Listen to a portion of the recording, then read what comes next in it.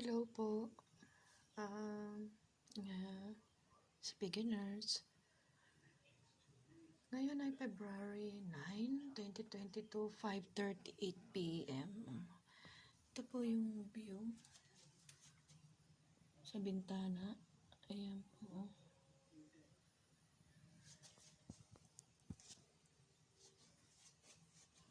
Hindi kita lang yung pero sunset na.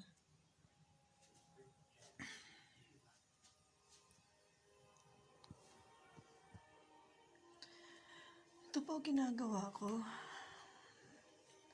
Naglalakad-lakad ako sa loob ng kwarto. Kasi nandito naman ako para magpagaling, hindi para magpasarap. Naligo ako. Ito pa yung bathroom.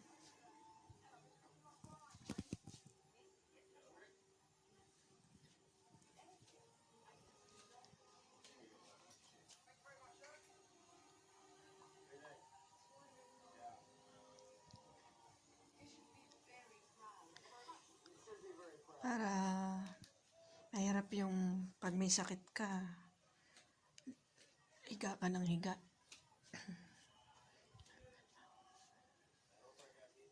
Kaya ito, lakad-lakad. Pag may time, sa umaga, sa hapon. Kaya, kayo pong mga nagkakasakit, lakasan na lang natin ang loob natin. Alam kong feeling mo, mabigat katawan mo. Buti nga po, wala akong lagnat dati. Nilagnat talaga ako. 2 weeks, grabe.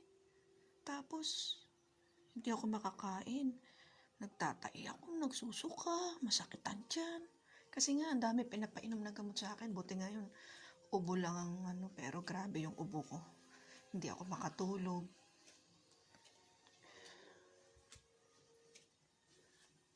Buti na lang, nagdala ako ng nebulizer ko. Nebulize ako. Ginagamot ko sarili ko. Paano na lang yung iba? Kaya po, sa panahon ngayon ng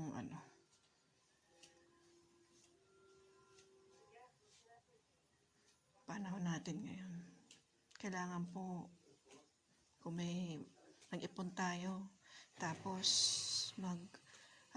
invest tayo sa mga gamit na para po pag may sakit tayo, tulad ng pulse oximeter, thermometer, basic po, pang BP.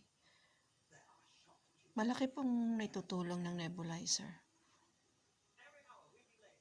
Ito nga po, ito nga yan pa yung aking nebulizer.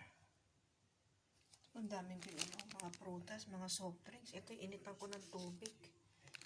Mga tubig ko. Tuminom nga akong tubig eh. Lakad ako habang naglalakad ako.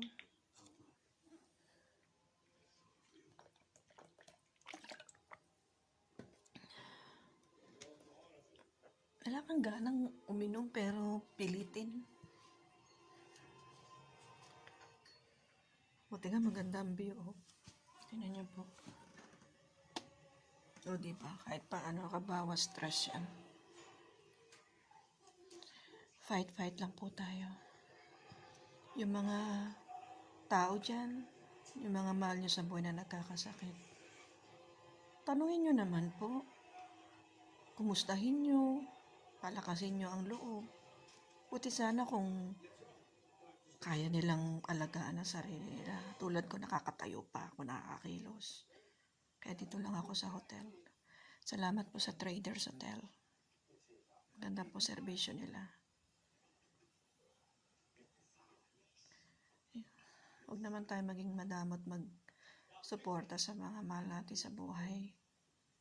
Nagkakasakit sila. Libre na lang naman po ang mga musta. Wala namang bayad. Hindi yung pag may kailangan lang tayo, saka lang natin sila naalala. Isa lang naman tayo mabuhay sa mundo. Huwag naman maging madamot sa pagmamahal. Minsan, kung sino pa yung hindi mo kadugo, yung pa kumusta sa'yo. mga kasamahan ko sa trabaho, kaibigan ko, yun, kumusta sa akin. Kaya kinakamusta ako ng Tita Nene, nila Ren. Sinabi ko na rin sa mga pinsan ko. Kay Taytay, alam na rin niya. Pero hindi ko pinagkakalat sa buong mundo. Diba? Salamat sa mga nakaalala, sa mga tunay na nagpapakita ng concern. Salamat po. See you soon.